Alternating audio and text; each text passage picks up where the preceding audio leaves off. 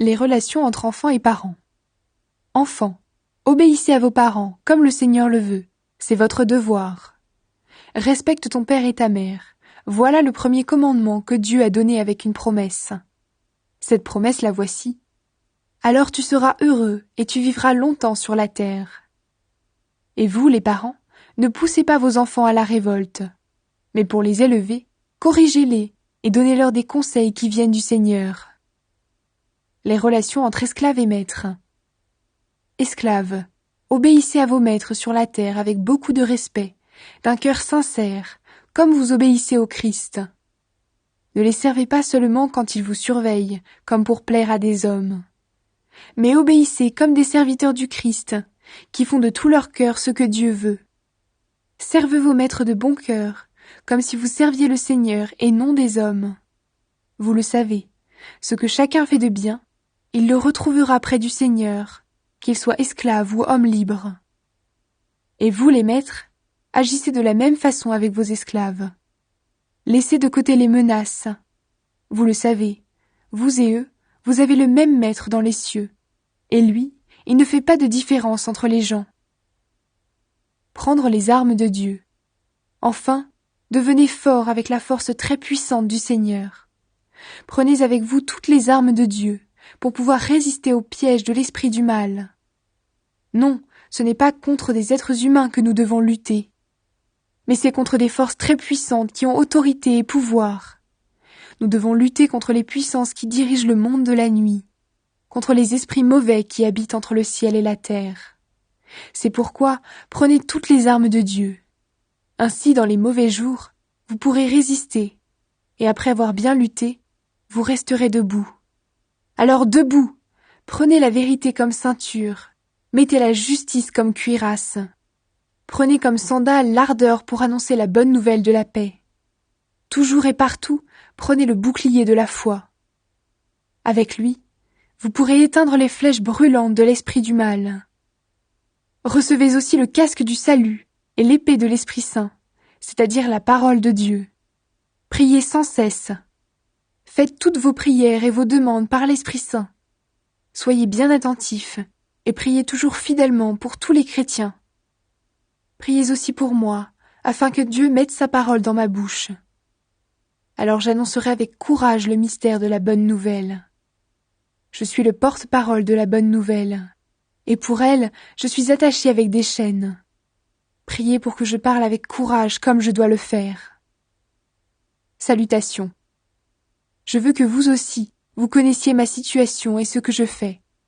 Tychik, mon frère et mon ami qui sert fidèlement le Seigneur, vous donnera toutes les nouvelles. Je l'envoie exprès chez vous pour vous dire comment nous allons et pour vous encourager. Que Dieu le Père et notre Seigneur Jésus-Christ donnent aux frères et sœurs chrétiens la paix, l'amour et la foi. Que Dieu bénisse tous ceux qui aiment notre Seigneur Jésus-Christ d'un amour qui ne meurt pas.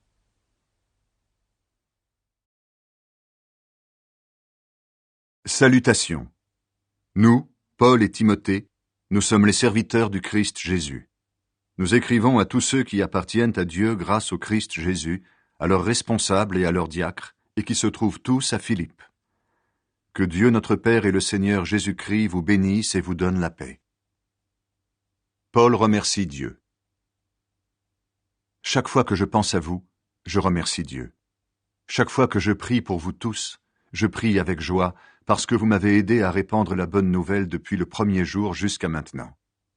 Je suis sûr d'une chose, Dieu qui a commencé en vous un si bon travail va le continuer jusqu'au bout, jusqu'au jour où le Christ Jésus viendra. J'ai bien raison d'avoir ces sentiments-là pour vous tous, parce que je vous porte dans mon cœur. En effet, vous participez tous au don que Dieu m'a fait. Aujourd'hui où je suis en prison, comme hier quand je défendais la bonne nouvelle et quand je la répandais avec force. Oui, Dieu sait que je dis la vérité. Je vous aime tous avec la tendresse du Christ Jésus. Voici ma prière pour vous. Je demande que votre amour grandisse de plus en plus, qu'il vous aide à voir clair et à comprendre les choses parfaitement. Alors vous pourrez juger ce qui est le mieux, et le jour où le Christ viendra, vous serez purs et sans défaut. Avec l'aide de Jésus-Christ, votre vie sera remplie d'actions justes pour la gloire et la louange de Dieu. La bonne nouvelle se répand. Frères et sœurs chrétiens, je veux vous dire une chose. En réalité, ce qui m'est arrivé a servi à faire avancer la bonne nouvelle. En effet, tous les fonctionnaires du gouverneur et tous les autres savent maintenant que je suis en prison parce que je sers le Christ. Presque tous les chrétiens, en voyant que je suis en prison, ont une plus grande confiance dans le Seigneur. Alors ils ont 2 fois plus de courage pour annoncer sans peur la parole de Dieu. Certains annoncent le Christ avec un cœur bon. Ils le font par amour. Ils savent que je suis en prison pour défendre la bonne nouvelle. Mais d'autres le font par jalousie. Ils veulent s'opposer à moi et ils annoncent le Christ pour passer les premiers. Leurs raisons sont malhonnêtes et de cette façon, ils pensent rendre plus dure ma vie en prison. Leurs intentions peuvent être droites ou tordues, peu importe. En tout cas, ils annoncent tous le Christ. C'est pourquoi je suis dans la joie et je me réjouirai encore. En effet, le résultat, je le connais. Je serai sauvé par votre prière et avec l'aide de l'Esprit de Jésus-Christ. Je désire que cela arrive et je l'espère vivement. Je ne le regretterai pas, au contraire, je garde une grande confiance. Aujourd'hui, comme toujours, on verra en moi que le Christ est grand, soit par ma vie, soit par ma mort. Oui, pour moi, vivre, c'est le Christ, et si je dois mourir, j'y gagne. Mais si, en continuant à vivre, je peux faire un travail utile, je ne sais pas quoi choisir. Je suis tiré des 2 côtés, j'ai envie de quitter cette vie pour être avec le Christ, et c'est en effet beaucoup mieux, mais rester sur la terre, c'est plus utile à cause de vous. C'est pourquoi je sais que je vais rester. J'en suis sûr. Je serai auprès de vous tous pour vous aider à faire des progrès et à croire avec joie. Ainsi, quand je reviendrai chez vous, vous serez encore plus fiers à cause de moi dans le Christ Jésus. Le combat pour la bonne nouvelle. Mais vivez comme la bonne nouvelle du Christ le demande. Ainsi, si je viens, je vous verrai, et si je ne viens pas, j'entendrai parler de vous. Alors je saurai que vous restez solides, très unis entre vous, et que vous luttez ensemble et d'un même cœur pour garder la foi que la bonne nouvelle apporte. Je saurai aussi que vous n'avez pas peur de vos ennemis. Pour eux, c'est la preuve qu'ils sont perdus.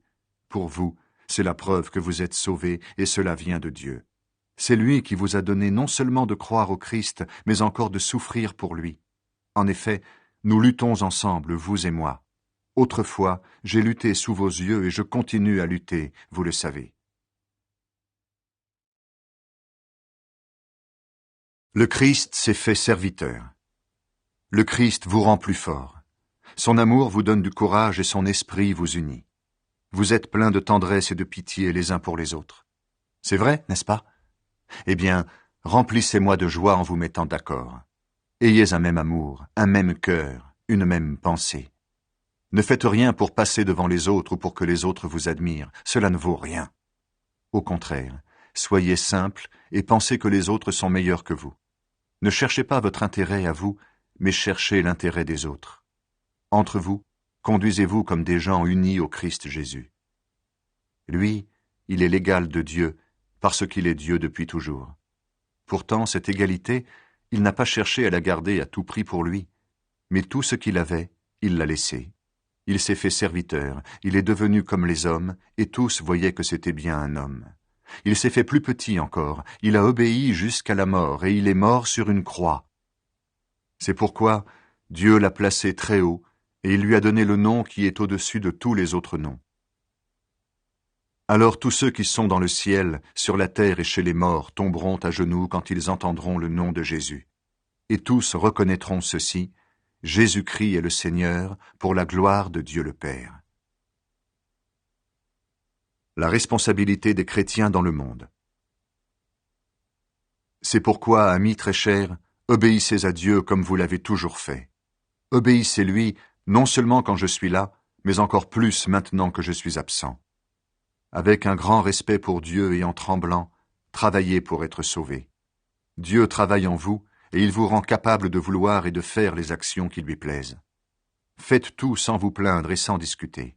Ainsi vous serez innocents, on n'aura rien à vous reprocher. Vous serez des enfants de Dieu sans défaut, au milieu de gens malhonnêtes et mauvais. Parmi ces gens-là, vous brillez comme des lumières dans le monde, parce que vous apportez la parole de vie. Le jour où le Christ viendra, je pourrai être fier de vous. Et on le verra bien, je n'aurai pas travaillé pour rien, je ne me serai pas fatigué